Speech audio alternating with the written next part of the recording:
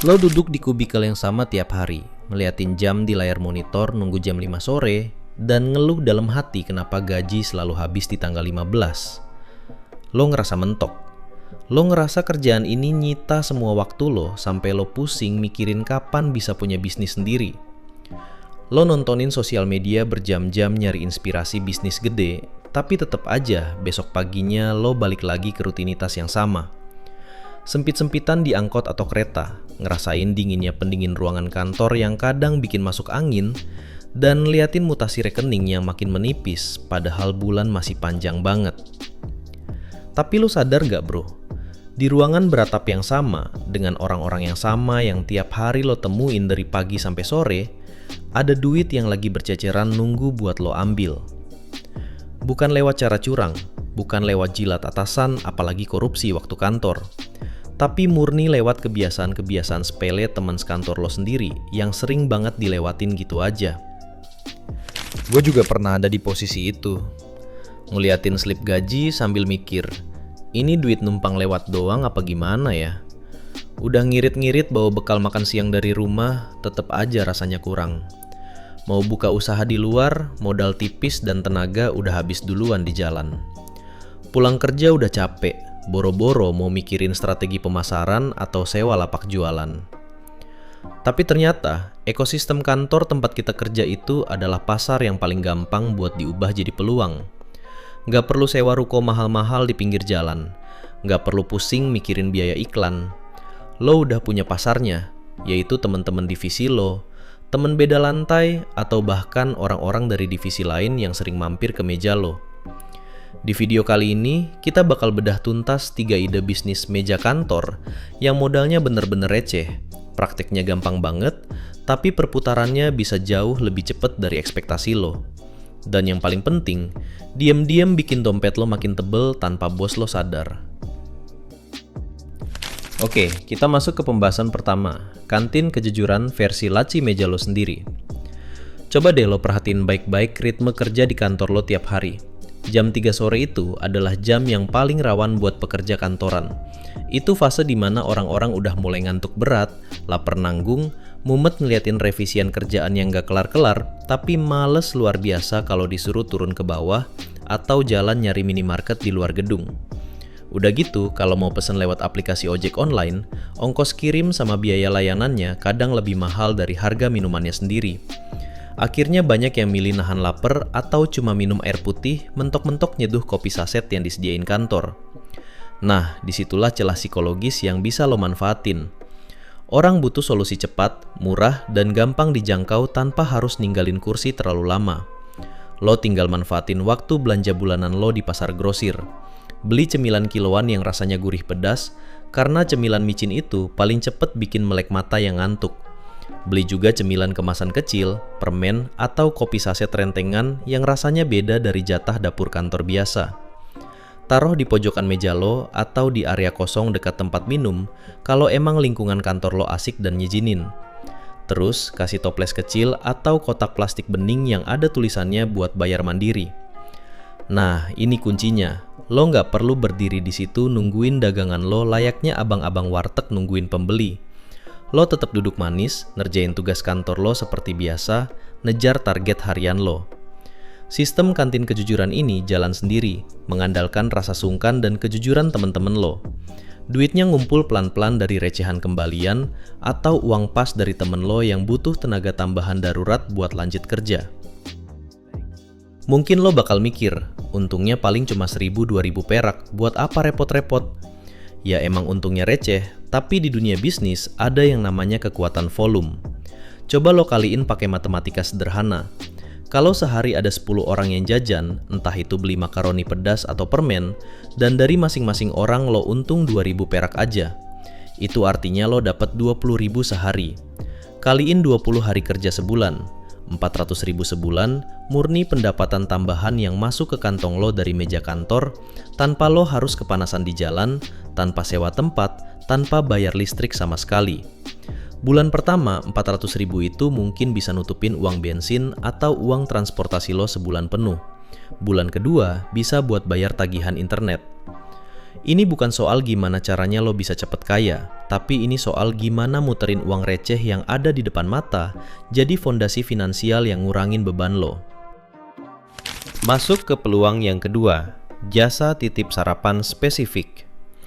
Orang kantoran itu adalah makhluk yang paling rela bayar lebih mahal demi sebuah kenyamanan, apalagi di jam-jam genting kayak pagi hari. Bayangin suasana pagi yang luar biasa ribet. Alarm bunyi kesiangan, buru-buru mandi, ngejar jadwal kereta yang mepet, atau macet-macetan bawa motor ngelewatin jalanan yang penuh asap. Boro-boro kepikiran buat mampir sarapan enak di warung dengan santai. Paling banter beli roti di rak minimarket stasiun, atau nahan lapar sampai jam makan siang tiba.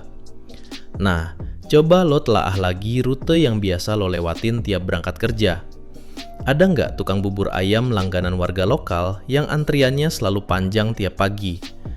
Atau ada kedai kopi lokal yang rasanya jauh ngalahin merek terkenal di mall, tapi letaknya agak masuk gang, jadinya orang males ke sana.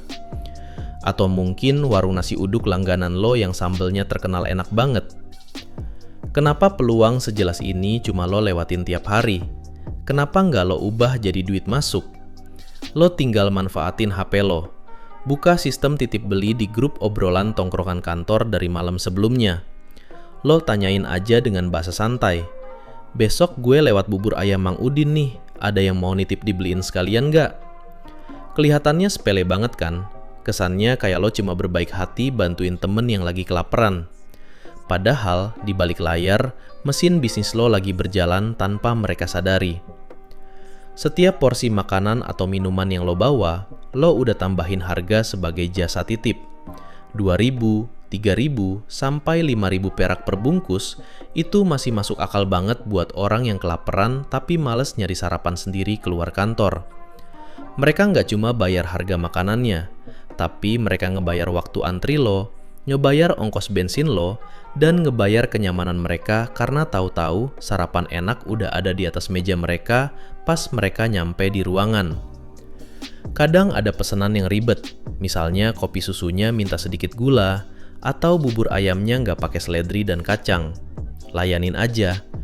Justru dari pelayanan personal yang detail kayak gitu, temen lo bakal makin ketergantungan sama jasa lo tiap pagi. Mari kita berhitung lagi pakai logika sederhana yang realistis. Kalau tiap pagi lo ngebawa pesanan 5 bungkus bubur ayam dan 5 gelas kopi susu, untung bersih lo taruhlah kita pukul rata 3.000 perak per barang. Sehari lo pegang Rp30.000, murni masuk kantong lo. Seminggu lo dapat Rp150.000. Sebulan, Rp600.000. Rp600.000 cuma dari rutinitas mampir 15 menit ke tukang jualan sebelum nyampe kantor. Kerjaan utama lo nggak keganggu sama sekali, lo nggak butuh modal produksi buat masak sendiri di dapur jam 3 pagi. Murni karena lo paham banget sama apa yang teman-teman lo butuhin pas perut mereka kosong sebelum mulai rapat. Ini namanya ngebaca peluang cuan di tengah kemalasan orang lain. Kita lanjut ke ide yang ketiga. Menjadi minimarket darurat. Dunia perkantoran itu udah kayak ekosistem kecil yang penuh sama drama operasional dan kepanikan dadakan tiap harinya. Ada aja momen-momen di mana temen ruangan lo mendadak panik nyari payung pas jam pulang kantor tiba-tiba hujan badai, padahal mereka harus buru-buru jalan ke stasiun. Atau momen kepanikan tingkat dewa pas baterai HP sisa 2%, padahal lagi nungguin konfirmasi kerjaan penting dari klien, sementara kabel colokan mereka ketinggalan di rumah. Belum lagi drama masuk angin gara-gara pendingin ruangan yang terlalu dingin di ruang rapat, atau butuh vitamin karena ngerasa badan udah mulai meriang setelah lembur berhari-hari. Di momen-momen penuh kepanikan kayak gini, orang butuh solusi yang super instan. Dan disinilah lo bisa hadir menempatkan diri sebagai penyelamat sekaligus narik pemasukan tambahan. Prakteknya gampang banget dan gak makan tempat. Lo bikin satu tas kecil atau siapin satu laci khusus di susunan meja lo. Isinya adalah barang-barang yang paling sering dicari pas orang lagi kepepet. Mulai dari obat sakit kepala, vitamin saset, suplemen herbal, plester luka, sampai barang-barang yang sistemnya bisa lo sewain berkali-kali, kayak payung lipat, jas hujan plastik yang lumayan tebal, Atau baterai cadangan yang selalu lo pastiin dayanya terisi penuh setiap pagi pas lo nyampe kantor.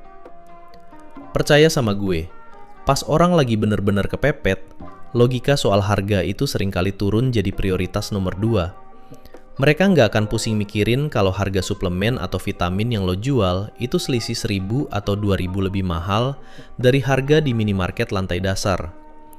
Yang ada di otak mereka cuma satu, mereka butuh barangnya ada saat itu juga tanpa harus ninggalin layar komputer. Lo jual lebih mahal sedikit pun bakal tetap dibeli karena mereka malas turun lift, ngelewatin lobi yang panjang, dan jalan keluar gedung kantor. Untuk barang kayak payung lipat atau baterai cadangan, lo bisa pakai sistem sewa harian.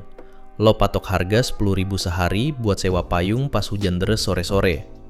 Angka 10.000 itu bakal kerasa murah banget buat temen lo, dibanding mereka harus nekat kehujanan, tas basah kuyup, dan beresiko sakit yang ujung-ujungnya malah bikin pengeluaran beli obat jauh lebih mahal. Lagi-lagi, bisnis ini soal gimana cara ngelihat masalah kecil di sekitar lo, dan langsung ngawarin solusi yang praktis, cepat, dan jelas ngasih keuntungan buat dompet lo. Sebelum lo mulai belanja borongan dan menata ulang laci meja lo jadi warung kelontong mini, ada satu hal penting yang wajib banget lo perhatiin. Pastiin lo baca situasi, budaya, dan aturan di perusahaan tempat lo kerja. Kalau emang peraturannya ketat banget soal larangan berjualan di jam kerja, ya lo cari cara main yang lebih halus. Misalnya penawaran lewat pesan pribadi aja, gak usah dipajang terang-terangan di atas meja. Jangan sampai niat lo nyari uang tambahan malah bikin lo kena masalah, ditegur atasan, atau lebih parahnya ganggu kinerja utama lo di kantor. Pada akhirnya, peluang itu nggak melulu bentuknya proyek bisnis bernilai ratusan juta atau nungguin suntikan dana gede dari pemodal. Kadang peluang itu wujudnya sereceh kembalian beli cemilan di meja sebelah. Nggak perlu nunggu momen yang super sempurna atau nunggu punya modal puluhan juta baru mau mulai praktek. Perjalanan finansial tiap orang itu jalurnya beda-beda. Ada yang beruntung bisa lari kenceng dari awal, ada yang harus jalan santai berjuang ngebangun dari nol. Tapi satu hal yang pasti, lo nggak akan pernah kemana-mana kalau lo cuma milih buat pasrah dan terus-terusan ngeluh soal keadaan gaji yang nggak pernah cukup. Mulai dari hal-hal yang paling kecil, latih insting bisnis lo dari lingkungan yang paling dekat dengan keseharian lo.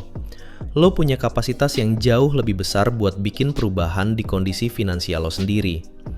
Kalau lo ngerasa pembahasan di video ini ngebuka pikiran lo dan ngasih sudut pandang baru, lo bisa subscribe channel Cek Saldo biar lo nggak ketinggalan materi edukasi finansial kita selanjutnya.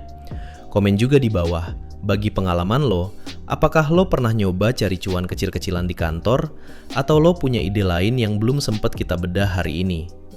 Sebagai pengingat terakhir, konten yang ada di video ini dibuat murni untuk tujuan edukasi dan hiburan semata, bukan merupakan saran keuangan, bukan arahan investasi, atau rekomendasi bisnis yang mutlak.